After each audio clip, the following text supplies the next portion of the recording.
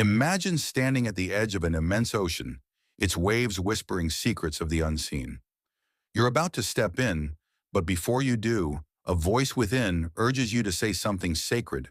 Not a spell, not a chant, but a portal. ūdhu Billāhi Minash Shayṭānir Rajīm.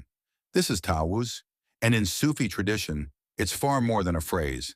It's a metaphysical turning point, a soul's flight from separation to union, from illusion to truth. But what does it truly mean to seek refuge in Allah from Shayṭān, the expelled one? Why do the mystics of Islam consider Tawuz a key to the path of annihilation, fana, and subsistence, baqa? Let us embark on a journey through the sacred heart of Sufi insight into the profound depths of this oft-repeated phrase. The outer form. What is Tawuz? The Tawuz, or isti'adha, is traditionally recited as ūdhu Billāhi Minash Shayṭānir Rajīm. I seek refuge in Allah from the accursed Shayṭān. It is mentioned in the Qur'an. So when you recite the Qur'an, seek refuge in Allah from the accursed Shayṭān. Surah An-Nahl 1698. On the surface, it appears as a prayer for protection. But for the Sufis, it is the invocation that separates the veil from the face, the ego from the essence. To understand the inner meaning, we must first unravel the key elements, ūdhu Billāh and Shayṭānir Rajīm. The inner dimensions, Sufi breakdown of Tawuz. 1. A'udhu, the act of seeking refuge. In Arabic, a'udhu comes from the root wuyurdaksh, which implies clinging to, resorting to, or earnestly seeking protection. The Sufis see this act as an existential return, a ruju ilallah, an intentional fleeing from the multiplicity of the world to the oneness of the real, al-haq. As Sheikh Ibn Ata'illah al-Iskandari wrote, nothing drives you like fear, and nothing shelters you like longing. To say a'udhu is to acknowledge your own incapacity. It is a cry of the soul that realizes it cannot navigate the labyrinth of selfhood without divine aid.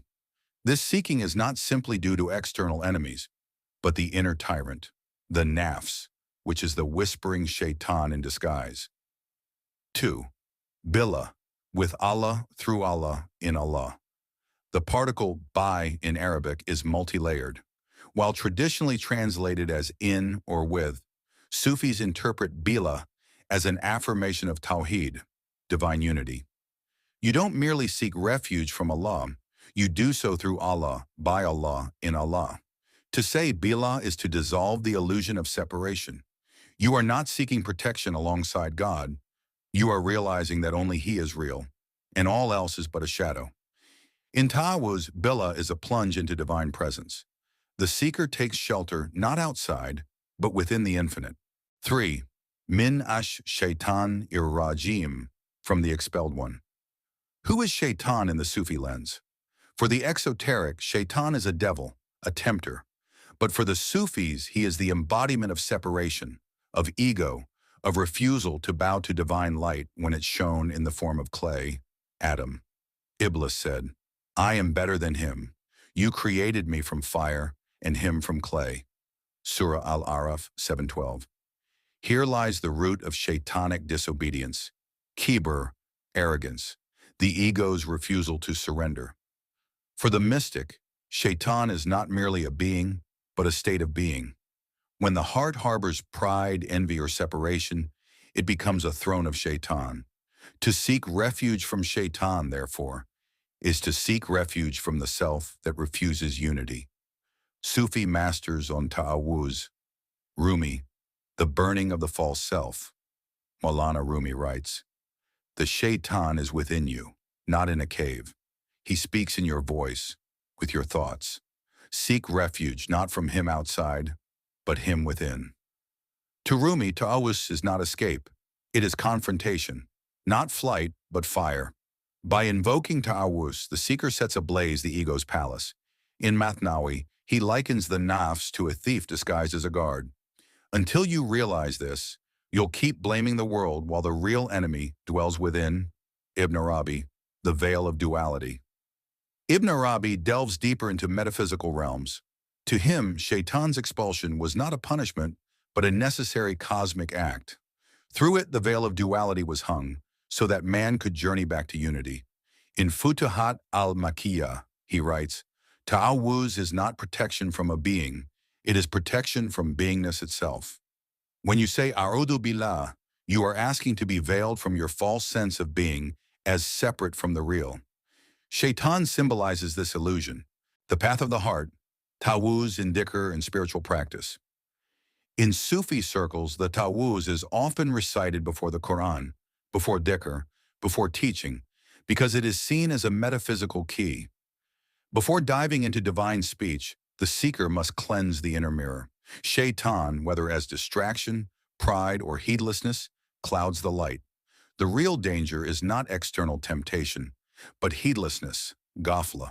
Taawwuz is thus a call to wakefulness, yaqsa. It is the knock on the door before the guest enters the presence, practical spiritual use, before dhikr, to remove veils of ego, before salah, to align the heart with the divine, during trials, as a sword against despair and forgetfulness, during inspiration, to filter true illumination from false whispers. The Taawwuz is a Sufi formula of transformation. Let us see how the journey unfolds in stages. 1. Awareness, yasa. The seeker becomes aware of inner conflict. The heart is no longer content with worldly chaos. 2. Seeking, talab. The yearning awakens. The soul begins to cry. 3. Surrender, tawakkul. The seeker ceases to rely on the self. There is only Allah. 4. Annihilation, fana. The ego, the inner Shayṭān, is seen for what it is, illusion. 5. Subsistence, baqa. The soul dwells in the real. Every breath becomes ūdhu Billāh, even in silence.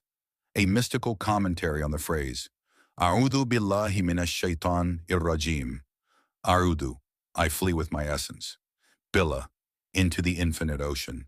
Minash Shayṭān, from the storm of my ego. Rajīm, cast away because it has no place in the presence. This is not a mere recitation. It is a declaration of war on illusion. It is the soldier's vow before the spiritual battle. Final reflections. Why Taawwuz is the gate of the path.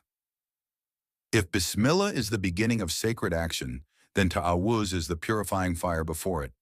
No traveler can embark without shedding the weight of the false self. And no phrase is more potent in initiating this shedding than ūdhu Billāhi Minash Shayṭānir Rajīm. It is the scream of the soul to return home. It is the shield of the lover before entering the court of the beloved.